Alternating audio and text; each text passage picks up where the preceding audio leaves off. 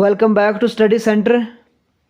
तो जो हमने सीरीज़ यहाँ पे स्टार्ट किया है 1500 प्लस MCQ जो GK with special reference to Jammu and Kashmir important component है, उसके अराउंड हम हर रोज़ 25 to 30 MCQ डिस्कस करते हैं विद डिटेल डिस्कशन। यानी जो भी इनके ऑप्शंस होते हैं, ऑप्शंस को भी हम बहुत ज़्यादा डिटेल में डिस्कस करते हैं। तो ये पार्ट नंबर 4 लेके आया हूँ मैं आपके सामने। आई होप ये भी आपको पसंद आएगा। लाइक कीजिए, सब्सक्राइब कीजिए और ज़्यादा से ज़्यादा अपने रिलेटिव्स फ्रेंड्स तक पहुँचाए, क्योंकि ये बहुत ज़्यादा बेनिफिशियल है। आपका जो GK with special reference to Jammu and Kashmir है, उसके जो 30 मार्क्स है वो आपको पूरी तरह से यहाँ पे रिवाइज हो जाएगा। इससे पहले 3 पार्ट्स मैंने अपलोड कर दिए हैं, ये पार्ट नंबर 4 है।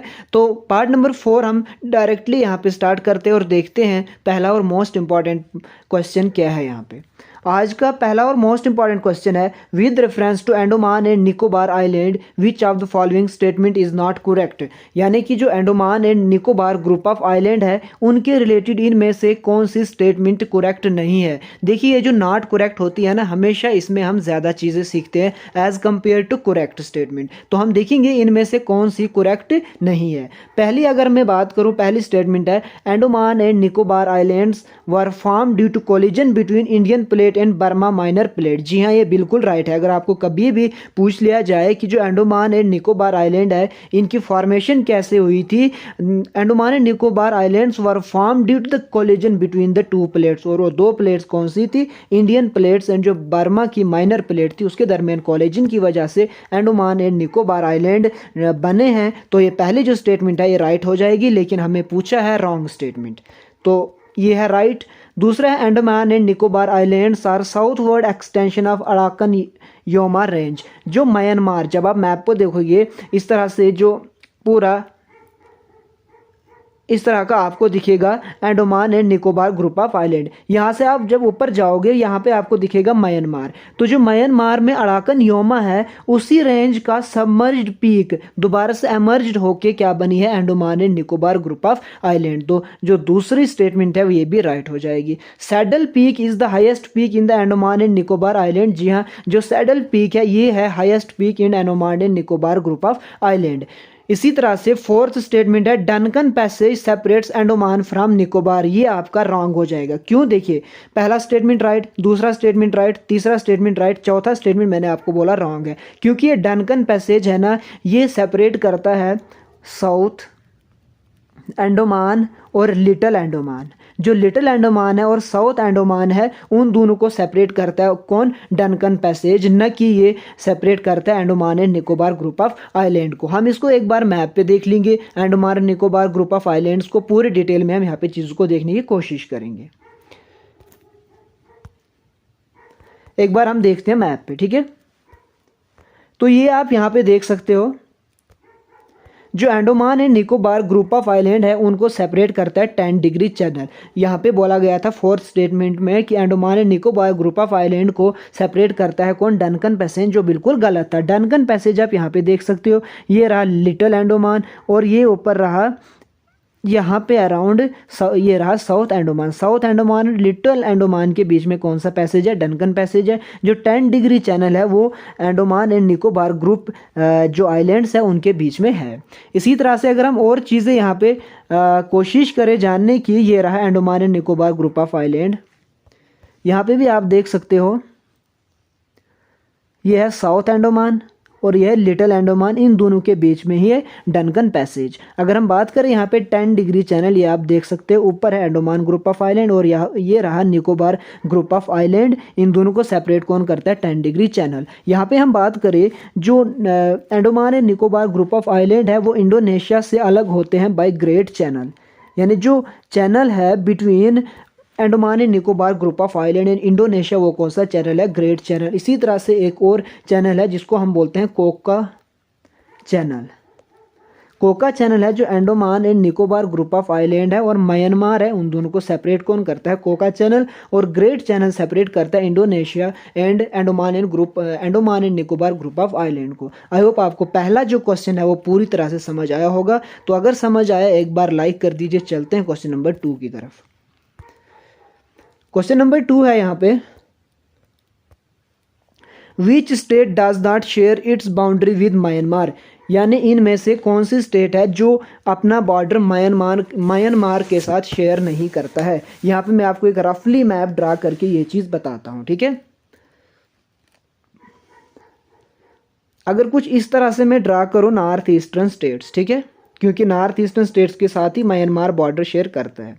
कुछ मैं इस तरह से ये करता हूँ नॉर्थ ईस्टर्न स्टेट्स को ड्रा। यहाँ पे अगर मैं बात करूँ, सबसे पहले है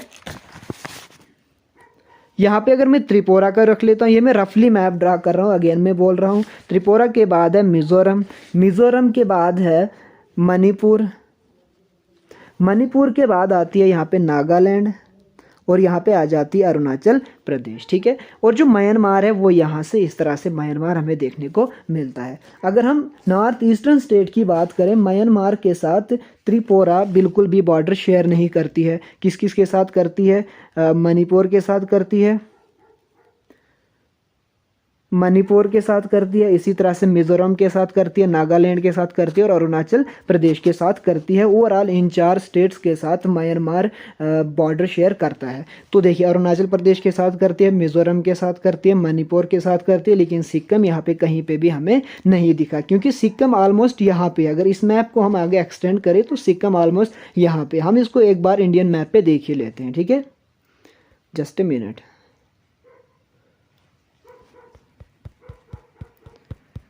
इंडियन मैप पे हम इसको देखेंगे एक बार, अगर दिख जाएगा, ठीक है। ये रहा यहाँ पे सिक्किम, तो ये है सिक्किम और म्यांमार ऑलमोस्ट यहाँ पे है, तो इनका दरमियान कोई रिलेशन ही नहीं है। तो इस पर्टिकुलर क्वेश्चन का राइट आंसर क्या हो जाएगा? यही सिक्किम, क्योंकि सिक्किम म्यांमार के साथ इंटरनेशनल बाउंड्री शेयर नहीं करता है। सिक्किम की अगर बात करूँ, ये नेपाल के साथ इंटरनेशनल बाउंड्री शेयर करता है, चाइना के साथ इंटरनेशनल बाउंड्री शेयर करता है और भूटान के साथ इंटरनेशनल बाउंड्री शेयर करता है सिक्किम, ठीक है। और सिक्किम एक ऐसी स्टेट है जो इन टर्म्स ऑफ एरिया सबसे छोटी स्टेट इंडिया की कौन सी है? वो सिक्किम ही है। अगेन आई होप चीज़ें आपको यहाँ तक क्लियर हो रही होंगी। चलते क्वेश्चन नंबर 3 की तरफ।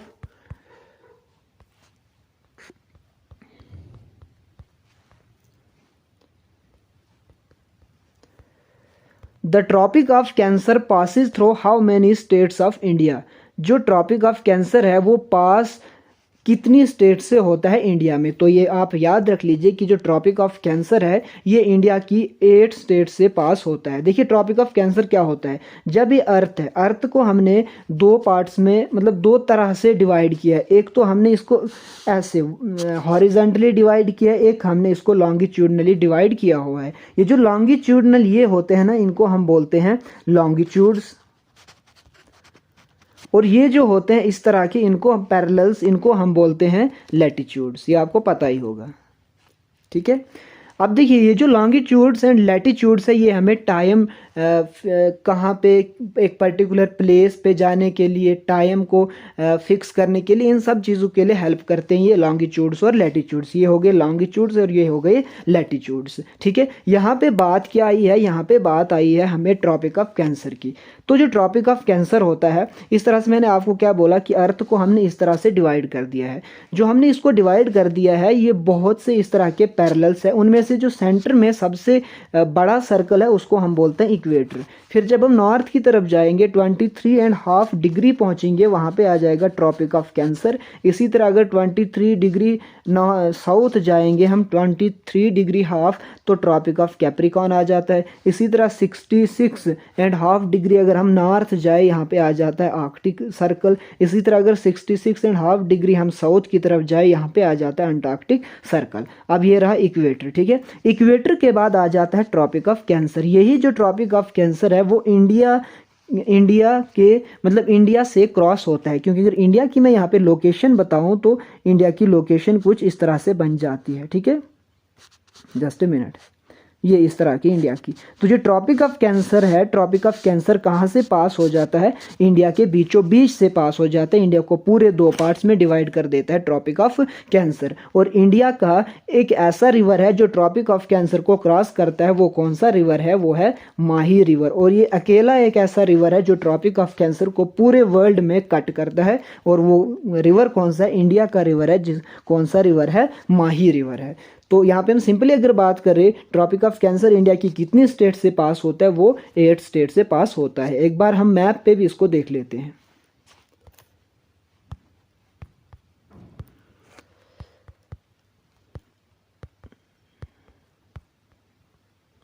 एक मिनट, मैं मैप देख रहा हूँ, अगर मिल गया तो मैं मैप पे दिखा देता हूँ एक बार आपको।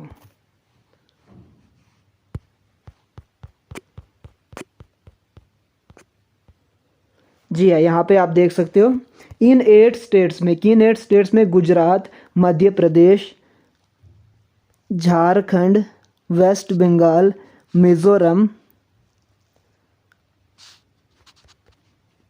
छत्तीसगढ़, तो कौन रह गई, 1 2 3 4 5 6 और 2 स्टेट्स कौन सी रह गई, गुजरात हो गई एक, हाँ गुजरात एक हो गई, राजस्थान 2 हो गई, मध्य प्रदेश 3 हो गई, छत्तीसगढ़ 4, झारखंड 5, वेस्ट बंगाल 6, मिजोरम 7 और मणिपुर 8। ठीक है, इस तरह से ये 8 स्टेट्स है जिनसे ट्रॉपिक ऑफ कैंसर पास होता है इंडिया में, और इंडिया को पूरे 2 पार्ट्स में डिवाइड कर देता है। आई होप चीज़ें आपको यहाँ तक क्लियर हो रही है। चलते हैं अगले क्वेश्चन की तरफ, देखते हैं अगला क्वेश्चन क्या है यहाँ पे। अगला इंपॉर्टेंट क्वेश्चन है which is the smallest union territory of India in terms of total area, यानी जो टोटल एरिया है यूनियन टेरिटरीज में सबसे कम किस यूनियन टेरिटरी का एरिया है। तो इस पर्टिकुलर क्वेश्चन का राइट आंसर हो जाएगा लक्षद्वीप, यानी लक्षद्वीप अगर एरिया वाइज हम बात करें सबसे छोटी यूनियन टेरिटरी कौन सी है, लक्षद्वीप है। अगर हम स्टेट्स की बात करें एरिया वाइज सबसे छोटी जो स्टेट है वो है सिक्किम, जिसके बारे में अभी हमने बात की। अब अगर आपसे पूछ लिया जाए कि पॉपुलेशन वाइज इंडिया की सबसे स्मॉल स्टेट कौन सी है, वो हो जाएगी आपकी गोवा। गोवा कहाँ पे लोकेटेड है, बिल्कुल महाराष्ट्र और कर्नाटका के बॉर्डर्स पे लोकेटेड है ये। अगर इसको हम कर्नाटका रखेंगे यहाँ पे इस महाराष्ट्र, तो यहाँ पे कहीं ना कहीं गोवा है। तो population wise, sorry area wise, ये मैंने शायद उल्टा बोल दिया, मैं दोबारा से आपको बोलता हूँ। जो यहाँ पे एरिया वाइज सबसे छोटी इंडिया की स्टेट कौन है, गोवा है। और अगर पॉपुलेशन वाइज हम बात करें, पॉपुलेशन वाइज सबसे छोटी स्टेट कौन सी है, वो हो जाएगी आपकी सिक्किम। ये मैंने शायद आपको पीछे उल्टा बोल दिया, अगर वहाँ पे मैंने उल्टा बोल दिया होगा तो उसको करेक्ट कर लीजिए। एक बार फिर से मैं बोल रहा हूँ, सिक्किम और गोवा। गोवा की अगर बात करें पॉपुलेशन में सबसे छोटी है, सॉरी अगर सिक्किम की बात करें, सिक्किम पॉपुलेशन में सबसे छोटी स्टेट है और Goa in terms of area सबसे छोटी स्टेट है। अगेन मैं बोलता हूँ, Sikkim in terms of population सबसे छोटी स्टेट है और Goa in terms of area सबसे छोटी स्टेट है। अब क्लियर हुई चीज़। इसी तरह से अगर हम बात करें सबसे जो लार्जेस्ट एरिया वाइज स्टेट है इंडिया की, वो है राजस्थान। और अगर पॉपुलेशन के वाइज बात करें वो है UP, Uttar Pradesh. I hope चीज़ें आपको यहाँ तक क्लियर हो रही है। चलते हैं अगला क्वेश्चन देखते हैं क्या है यहाँ पे। Chenab is the main river flowing through, Chenab जो मेन रिवर है जम्मू एंड कश्मीर का, ये कहाँ से फ्लो करता है। देखिए सबसे पहले ये जम्मू रीजन में ही फ्लो करता है, कश्मीर रीजन में ये बिल्कुल भी नहीं फ्लो करता है। तो श्रीनगर को कट कर दीजिए क्योंकि ये श्रीनगर प्रोविंस में आते हैं, डिस्ट्रिक्ट गांदरबल भी वहाँ का ही है, बडगाम भी वहाँ का ही है। तो ये 3 एलिमिनेट हो गए, तो राइट आंसर क्या हो जाएगा आपका, डोडा हो जाएगा। ठीक है, अब देखिए यहाँ पे चिनाब की अगर हम बात करें, जो चिनाब है, जस्ट ए मिनट,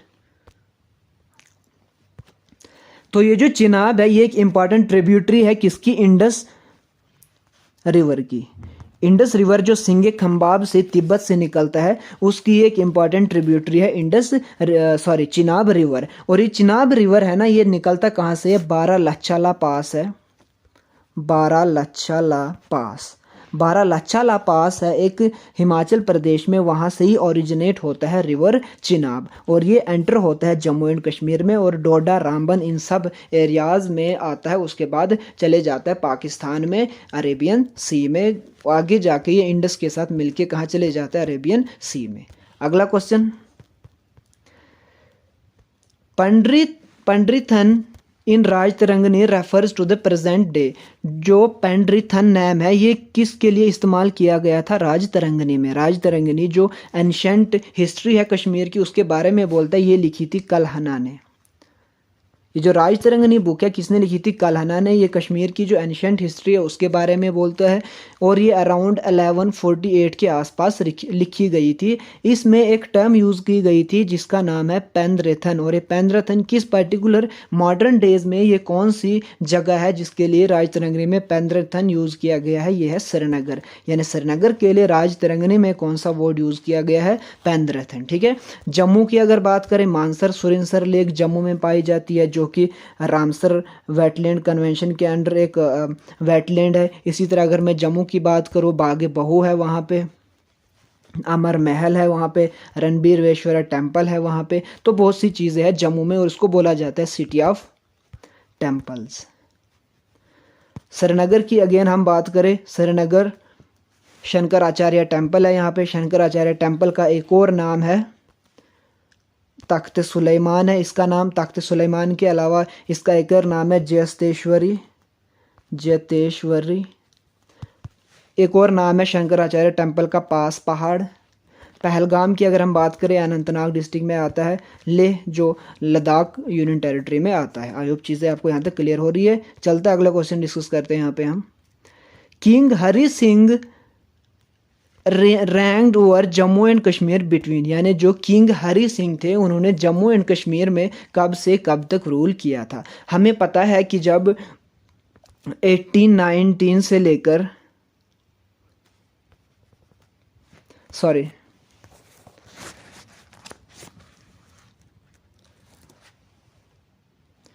क्वेश्चन को एक बार मैं दोबारा से पढ़ता हूँ।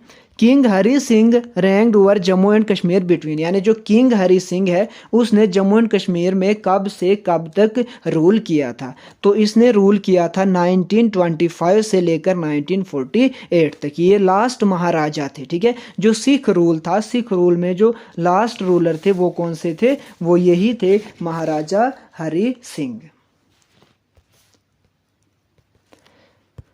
तो ये जो महाराजा हरि सिंह था इनका रूल कब से कब चला था? इनका रूल 1925 से 1948 तक चला था। अगर मैं सिख रूल की बात करूं, डोगरा रूल की अगर मैं यहाँ पे बात करूं, डोगरा रूल चला था 1846 से लेकर इंडिपेंडेंस तक, यानी 1948 तक। इससे पहले चल रहा था सिख रूल। सिख रूल के बाद ही आ गया था डोगरा रूल। और डोगरा रूल को एस्टेब्लिश किया था 1846 में किसने? गुलाब सिंह ने। गुलाब सिंह का टाइम पीरियड है 1846 से 1856 तक। 1856 के बाद आए थे रणबीर सिंह। रणबीर सिंह का जो टाइम पीरियड है वो है 1856 से 1885। रणबीर सिंह के बाद आए थे प्रताप सिंह। प्रताप सिंह का टाइम पीरियड है 1885 से लेकर 1925 तक। और उसके बाद आखिरी महाराजा आए थे महाराजा हरि सिंह, जिनका टाइम पीरियड है 1925 टू इंडिपेंडेंस के टाइम तक। ठीक है। तो आई होप चीज़ें यहाँ तक आपको क्लियर हो रही होंगी। तो यहाँ पे हरि सिंह का रेन पूछा गया है, वो आ जाएगा 1925 टू 1948। ठीक है। क्योंकि इंडिपेंडेंस के बाद भी जो कश्मीर है वो एक सेपरेट स्टेट उसको कंसिडर किया जाता था। क्योंकि जब इंडिपेंडेंस हुई थी सारी स्टेट्स ने, किसी ने पाकिस्तान के साथ ज्वाइन किया, किसी ने इंडिया के साथ ज्वाइन किया, लेकिन 4 स्टेट्स थी, उनमें से एक स्टेट कश्मीर भी थी जिसने किसी के साथ भी ज्वाइन नहीं किया और ये इंडिपेंडेंट रही थी। लेटर 1948 में इन्होंने इंडिया के साथ ज्वाइन कर दिया। तब तक ये अंडर हरि सिंह ही थी जम्मू एंड कश्मीर की स्टेट। चलते अगला क्वेश्चन देखते हैं क्या है यहाँ पे। According to Köppen's classification of climate, the Valley of Kashmir may be placed in the following category। यानी जो कोपन है उन्होंने क्लासिफिकेशन की है किसकी?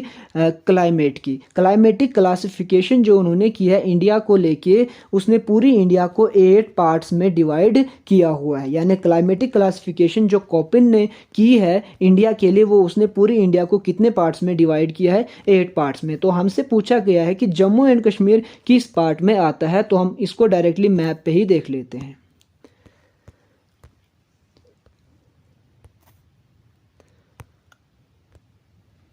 जी हाँ, ये रहा।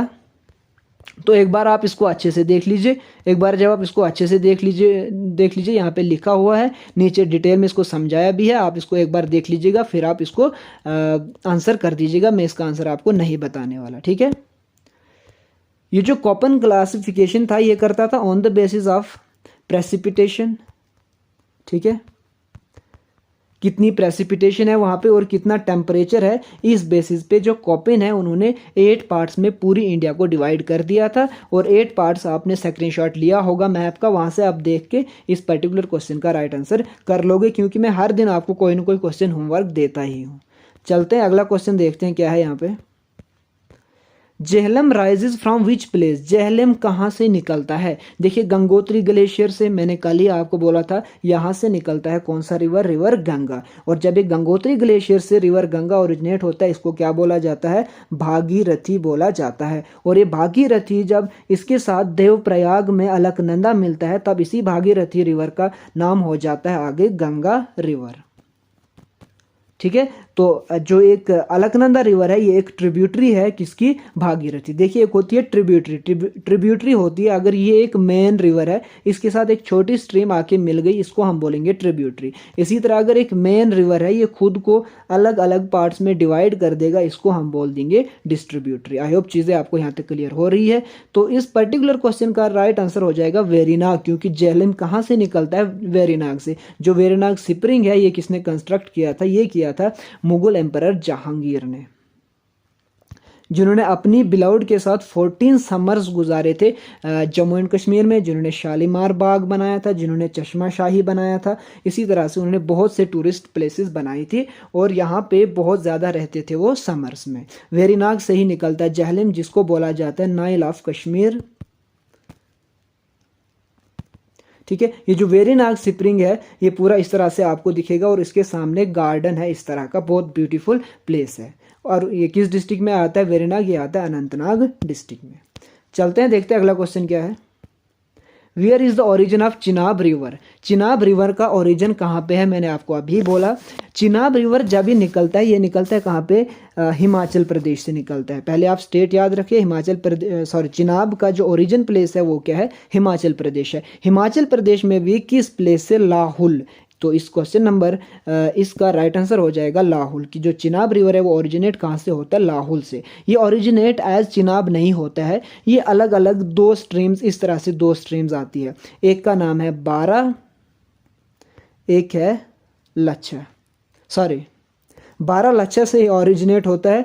दो स्ट्रीम्स आती है आगे, एक है चंद्रा और दूसरी है भागा। ठीक है, तो जो चिनाब रिवर है ये ओरिजिनेट होता है एज टू हेड स्ट्रीम्स, एक का नाम है चंद्रा, दूसरे का है भागा। यही चंद्रा भागा आगे आके मिल जाता है और जब ये जम्मू एंड कश्मीर में एंटर करता है इसको तब बोला जाता है चिनाब। चीन मतलब प्योर, आब मतलब वाटर, इसका मतलब होता है प्योर वाटर। तो आई होप चीज़ें आपको यहाँ तक अच्छे से समझ आ रही होगी कि जो रिवर चिनाब है ये ओरिजिनेट कहाँ से होता है, ये ओरिजिनेट होता है हिमाचल प्रदेश के लाहुल से। वहाँ से ये ओरिजिनेट होता है as a two head streams, Chandra and Bhaga, आगे मिलके ये बनाते हैं चिनाब रिवर। और इसको पहले जो हिमाचल प्रदेश है वहाँ पे चिनाब को चंद्रभागा ही बोला जाता है। जब ये जम्मू एंड कश्मीर में एंटर करता है और जम्मू कश्मीर में भी कहाँ पे, किश्तवाड़ में, जब ये किश्तवाड़ में एंटर करता है तब इसको बोला जाता है चिनाब। चिनाब का मतलब चीन हो गया प्योर और आब हो गया water,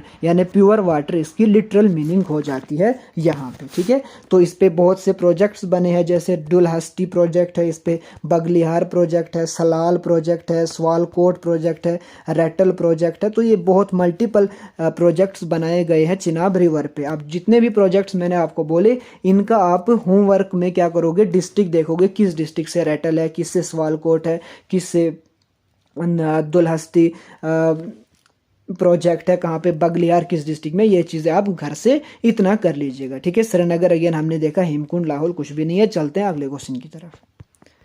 the first fortification of Hari पर्वत वॉज कंस्ट्रक्टेड बाय, जो पहली फोर्टिफिकेशन थी हरि पर्वत की वो सबसे पहले किसने कंस्ट्रक्ट की थी, तो इसका राइट आंसर हो जाएगा अकबर ने की थी। ठीक है, उसने क्यों की थी, उसने की थी 1590 में फर्स्ट फोर्टिफिकेशन ऑफ हरि पर्वत। हरि पर्वत का एक और नाम है कोहे मरान और इसी को बोला जाता है दुरान्ज फोर्ट, क्योंकि दुरान्ज ने इसको लेटर कंस्ट्रक्ट किया था और दुरान्ज का जो अफगान गवर्नर थे अता मोहम्मद, उन्होंने इसको बाद में और ज़्यादा अच्छे से कंस्ट्रक्ट किया था, किसको, हरि पर्वत को। 1590 में अकबर ने इसके जो बाहर वाल्स बनाए थे, इसका प्लान था कि नगर वहाँ पे अपनी कैपिटल शिफ्ट करे, लेकिन वो इनकम्प्लीट रह गया था, कंप्लीट नहीं हो पाया था।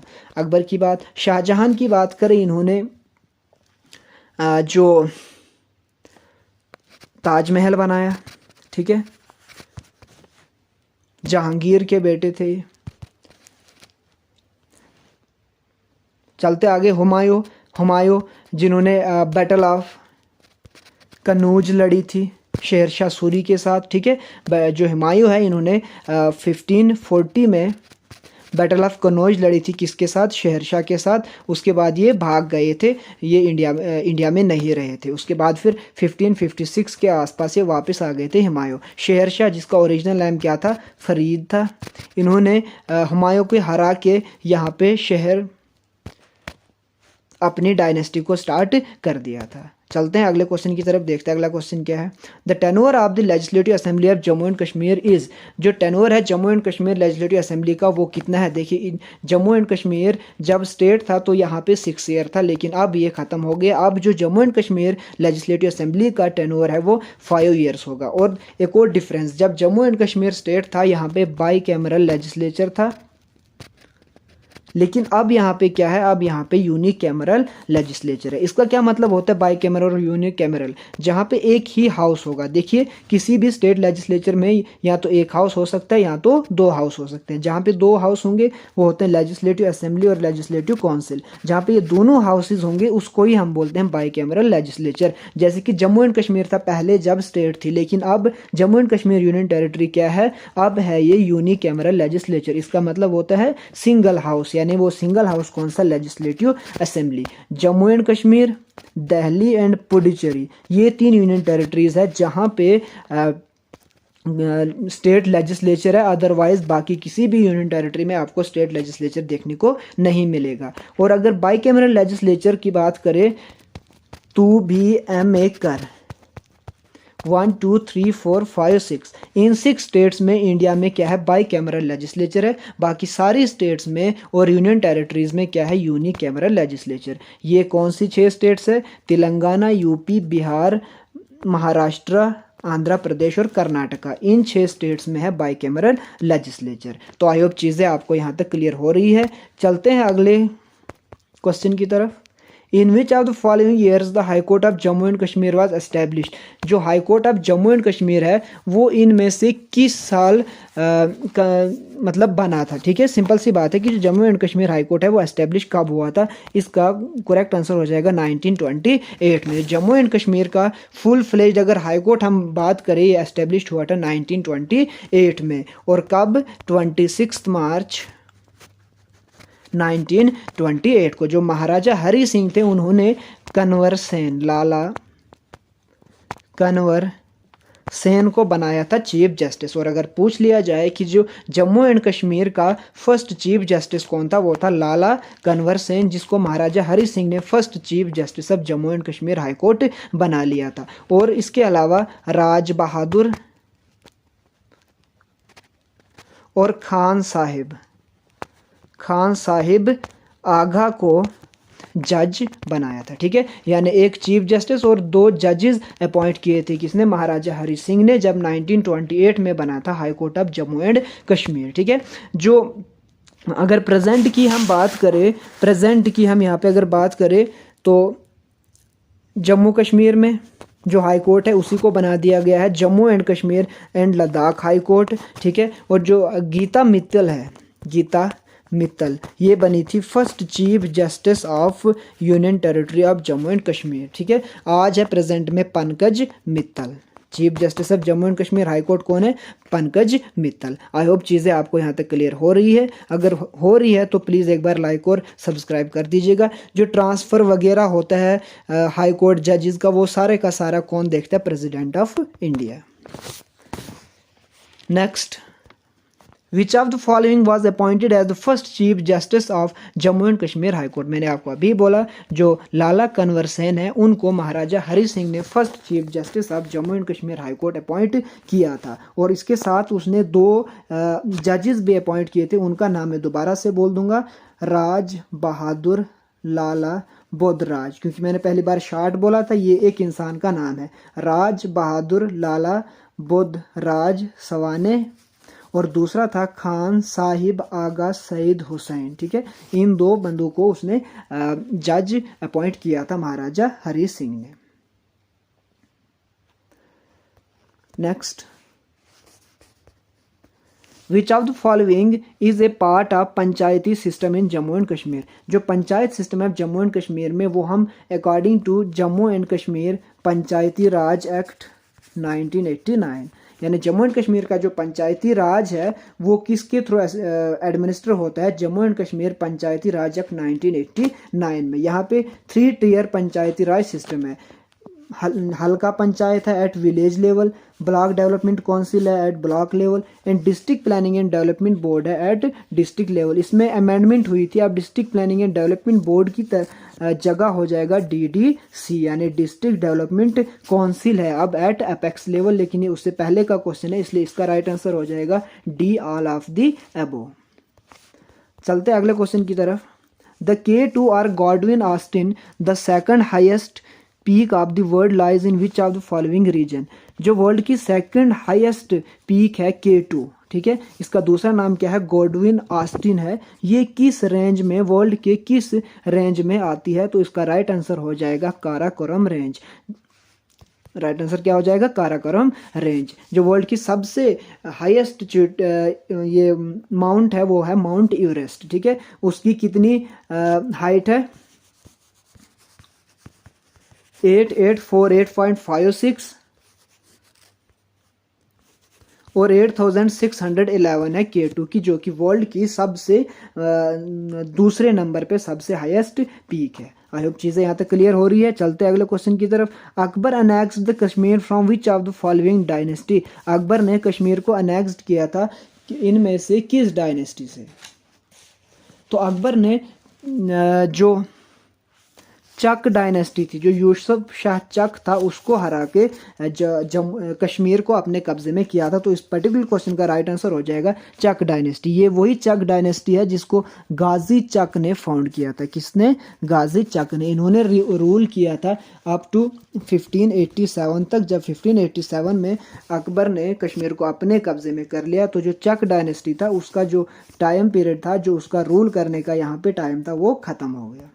चलते हैं अगला क्वेश्चन की तरफ। अगला क्वेश्चन है which famous sun temple is situated in Anantnag district. इनमें से कौन सा फेमस सन टेम्पल है। सन टेम्पल ऐसा टेम्पल जो गॉड सूर्य है उसके डेडिकेटेड है। तो इनमें से कौन सा जो टेम्पल है वो अनंतनाग डिस्ट्रिक्ट में है। देखिए, मोदेरा सन टेम्पल गुजरात में है, कोणार्क सन टेम्पल ओडिशा में है, तो मार्टन सन टेम्पल कहाँ पे है, अनंतनाग में है। तो इस पर्टिकुलर क्वेश्चन का राइट आंसर हो जाएगा मार्टन सन टेम्पल, क्योंकि मोदेरा सन टेम्पल गुजरात में है, कोणार्क सन टेम्पल ओडिशा में है, मार्टन सन टेम्पल है जम्मू एंड कश्मीर और वो भी किस डिस्ट्रिक्ट में, अनंतनाग डिस्ट्रिक्ट में। इसी मार्टन सन टेम्पल को बोला जाता है पांडु कोरू। पांडु कोरू के नाम से भी याद किया जाता है मार्टन सन टेम्पल को। याद इसलिए किया जाता है क्योंकि अब इसके ये रियूनिंग पे, मतलब खात्मे पे पूरे इसको आपको वहाँ पे थोड़ी सी साइड जैसे मिलेगी, बाकी ये पूरी तरह से टेम्पल अब नहीं है। अगला क्वेश्चन। तो आई होप क्वेश्चंस यहाँ पर ख़त्म हो चुके हैं। तो ये हमने देखा था यहाँ पे मैप, नागालैंड, मणिपुर, मिजोरम, अरुणाचल प्रदेश, म्यांमार इनके साथ बॉर्डर शेयर करती है। सिक्किम तो बिल्कुल कहाँ पे है, ये रहा सिक्किम। सिक्किम इनके साथ बॉर्डर शेयर नहीं करता है। सिक्किम ये चाइना के साथ बॉर्डर शेयर करता है, यहाँ पे नेपाल के साथ और यहाँ पे भूटान के साथ। ठीक है, तो ये था आज का ओवरऑल सेशन। अगर आपको अच्छा लगा तो प्लीज़ लाइक और सब्सक्राइब कर दीजिएगा, अपने रिलेटिव्स तक भी शेयर कर दीजिए और ज़रूर कमेंट तो ज़रूर कीजिए, फीडबैक दीजिए क्या कुछ आपको सेशन अच्छा लग रहा है, क्या कुछ और इम्प्रूवमेंट्स इसमें लानी है। तो मैं अपना ट्राई बेस्ट करूँगा वो चीज़ें इसमें लाने की, इम्प्लीमेंट करने की। तो आज की वीडियो में इतना ही रखते हैं, मिलते हैं नई वीडियो में, तब तक के लिए अपना ख्याल रखिए। Thank you so much.